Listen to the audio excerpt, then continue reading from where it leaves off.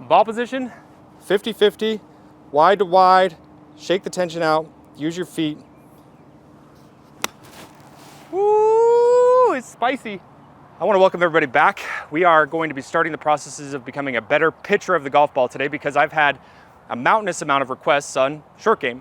When are you going to start putting out short game videos? Rest assured, my chitlins at home, we are going to be putting out a whole lot of short game content in the first part and the middle part of May. We're going to be ramping up our video series. You're going to see quite a bit.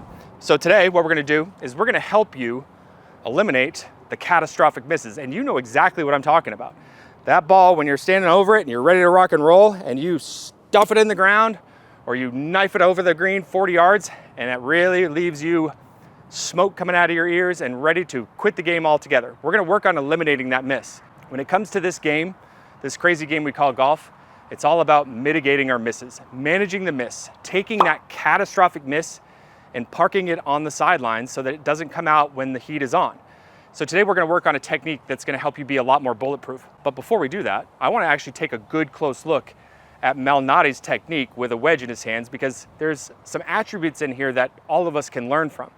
Now, one of the things that stands out to me the most when we look at this technique is that he's doing everything he can to eliminate a lot of the big functions from the hands and the arms that get us into trouble in the first place.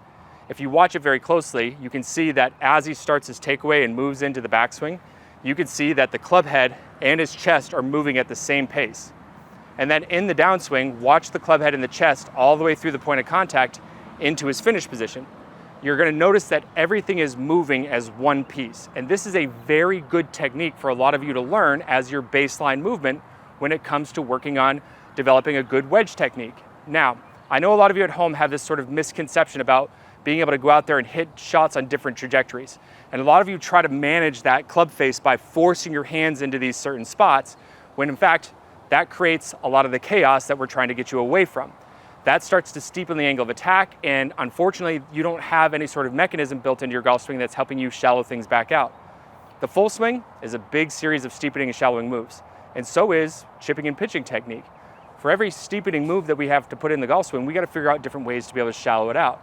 So what you want to remember is that the technique that I'm going to teach you today as a baseline technique can actually be very consistent from one swing to the next, and you can make little subtle manipulations to your setup and to your body on the way down that can help you create that de-lofting situation without disrupting the angle of attack a substantial amount and without disrupting your swing plane and your path. Let's go ahead and take a look at that now. Okay, so what we're going to do in step number one is we're going to get really good at establishing a good wide sort of swing arc that's got a good solid angle of attack for you to be able to work off of as baseline. Now to do this, what we're going to be focusing in on is getting our chest, our arms, and the club to be able to move in unison with one another from one side of the ball to the other. Now what I like to use as a focus point here is I like to use my sternum and the club head moving at the same rate, and I like to use my trail arm and my trail wrist as kind of like my governor of width. If you start folding up your trail arm or setting your wrist a whole lot in these little small swings, you're going to be collapsing your width, you're going to be steepening the swing plane, and you're going to be steepening your angle of attack. So what we're going to be trying to feel is when we're turning our body, we're going to try to keep our trail arm fairly straight here. And we're also going to try to keep our wrists from having any sort of big set to them. Now, I am a very handsy player by nature, and what you're going to see is that when I start making these swings on this shot that I've measured about 46 yards, is that if I were not to set my wrist, the club would look like this. If I were to go full max range of motion, the club would look like this. I'm going to try my best to feel like I'm erring to the side of not having any wrist set at all. This will help keep the club from wanting to go straight down into the ground on the way through. It's actually something that I work on personally. So what we're going to do is, in this first point, is we're going to start working on getting the connection and the wideness into the swing shape. And you're going to get really connected to that movement at first. It's going to feel very mechanical and it might feel a little bit tense through the hands and the arms. And then in step number two, we're going to work on shaking out that tension and start making it a little bit more what we're going to be trying to do on the golf course, or a little bit more realistic. Okay, so let's go ahead and take our setup. We're going to start with a little bit of a narrow base here, so 50-50. And all we're going to do is just start turning our sternum in the club head, keeping our trail arm straight and relaxed with very little set. We're going to turn our chest and the club and stay really wide onto the lead side. And you're just going to do this back and forth.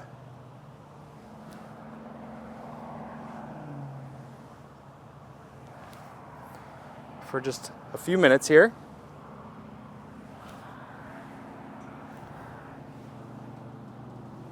Now, when you go watch those swings, even with being a little bit more tense, you're gonna notice that you created sort of a nice shallow sort of swing plane. You're gonna notice that when your hands and arms get down in front of your body, that you don't have tons and tons of forward shaft lean.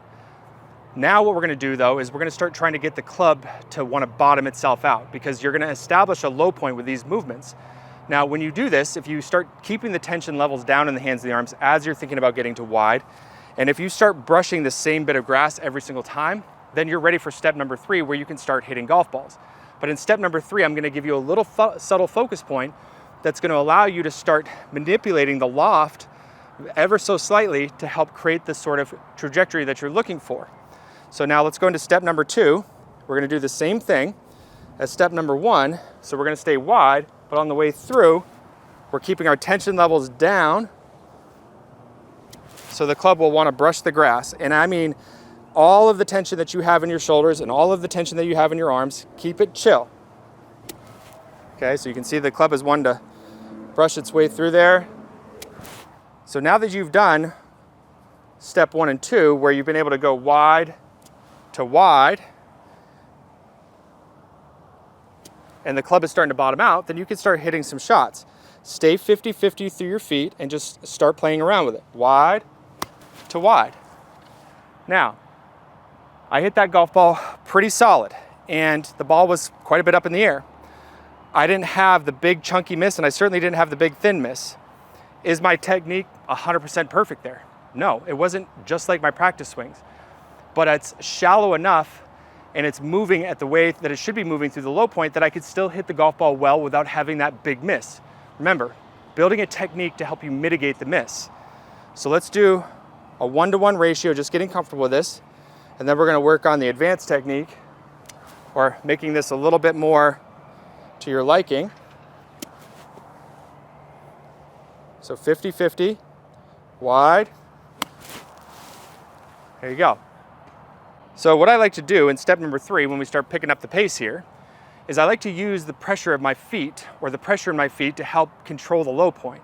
We know that if our weight is really far forward, that our whole body has to be over in that position, which in turn is gonna help move the low point more forward. If I keep this same technique in place, and I have my body more forward, then theoretically I'm gonna have more de-lofting to the club at that point when it makes its way through the point of contact, which should help lower the ball flight. So what we're gonna do inside that technique that you just learned is, from that wide sort of position back, now I want you to put 70% of your weight on your lead foot as your hands and arms start to swing through to the other side. We're getting nice and wide. So you're gonna go 50-50 at address, wide going back, 70, you swing through.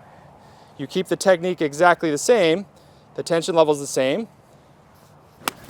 There you go. So now I have the ball going at the same distance, but on a much lower trajectory.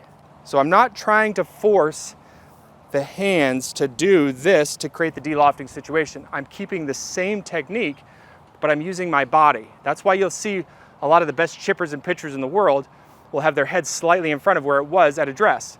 If I'm gonna hit a neutral pitch shot where I'm just trying to hit it good and solid, then I'm trying to hit it kind of up in the air, then I'm gonna try to stay 50-50. I might even go 60-40. Again, this is a feel sort of thing that's only gonna be developed through the amount of time that you spend practicing it and learning more about what your golf DNA is all about. So here we go. So we're gonna go chest, chest, okay, staying wide.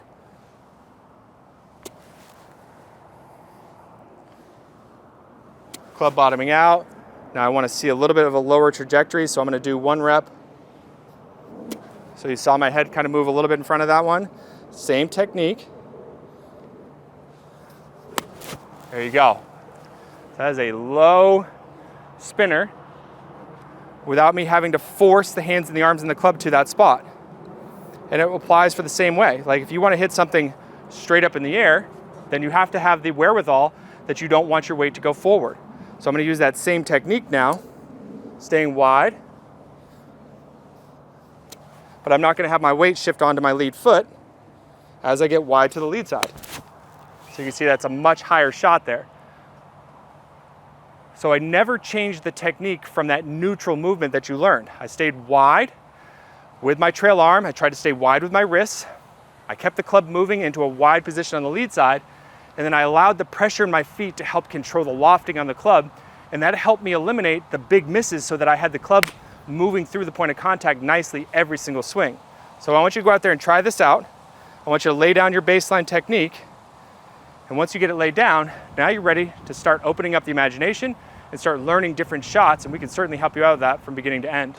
If you guys have a wonderful day, we'll see you in the next video.